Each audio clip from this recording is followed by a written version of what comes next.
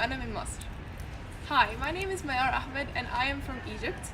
I was born in Cairo and we moved in 2004 to South Africa.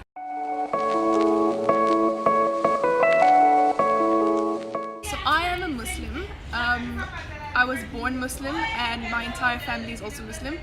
So it's integrated into my life, into everything that I do. And my religion isn't only a way to, it doesn't only teach me a few standards, but it's a way of life.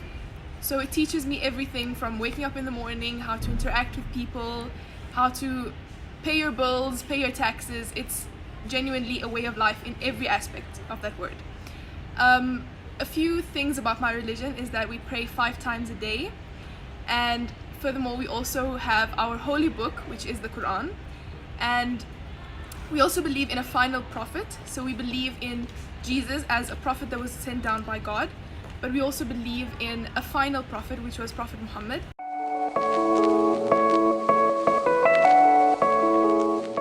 So there are specific roles that are assigned to men and women. Generally, this is assigned by the religion and not the culture. So culturally, what we usually find is that the men take up most of the responsibility, while the women are more the nurturers and the caretakers of the children. So what religion says about that is that the man has to be the main breadwinner in the family, and the woman must look after the children.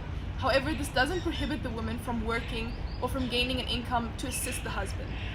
So this is one common misconception that we find, is that people generally think that the man is the main ruler over the house and is more oppressive over the woman, which is absolutely not the case in culture or religion.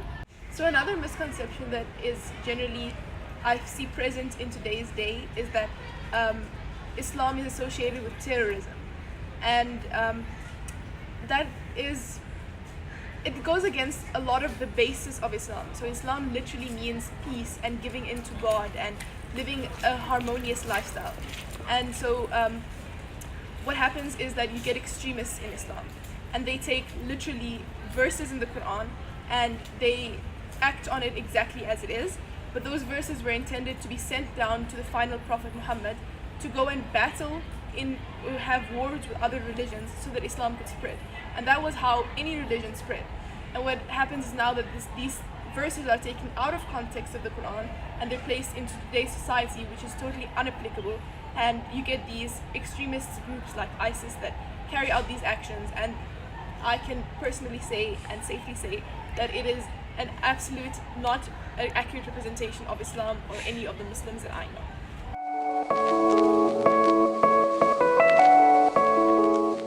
Indigenous knowledge is knowledge that is specific, knowledge and practices that are specific to every culture and religion. A few indigenous knowledge or practices that we have in my religion, the Egyptian culture, I meant culture. For example, firstly we have something which refers to slippers which are turned around. So if you see a slipper that's upside down, generally the parents or people in the house would just turn it upside down, turn it right side up again, because it is believed that upside down slippers bring in Satan into the house. Another indigenous practice that we have in our Egyptian culture is entering with your right foot.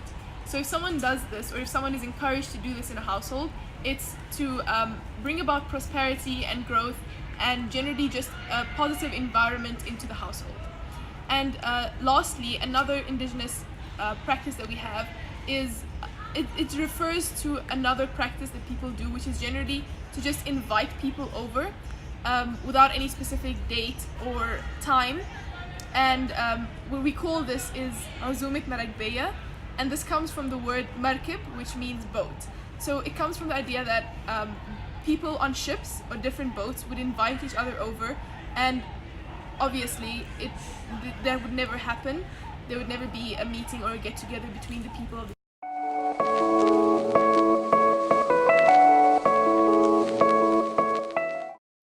Personally, living in a modern society, I've taken advantages and disadvantages from both my culture and my religion.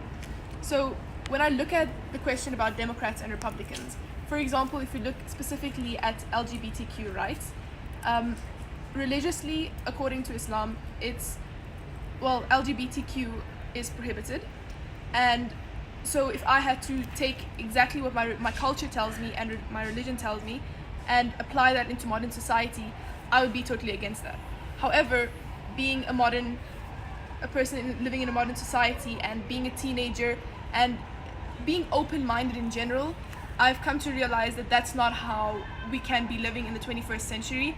In order to be living in harmony with other people, we need to accept that they're going to be different from us. We need to accept that they have their own rights as individuals. So taking that knowledge, I personally, if I had to be a politician, I would advocate for gay rights and LGBTQ rights. Even though I might not identify with it, I would identify with the fact that they're human beings and they deserve to live their life just the way that I do and everyone else.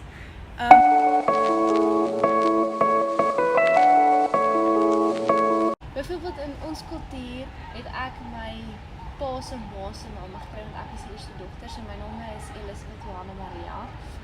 Maar wat is julle kultuur so soortgelyke ding? Okay, so in our culture, what generally happens is that every child takes the paternal lineage's names. So I, for example, would have to take my father's name and then my grandfather's name and great-grandfather's name until the family name. So my name is Mayar Mamdouh Mustafa Muhammad Ahmed, and the same would be for my brothers and any other siblings that I would have. And that generally takes place in every family.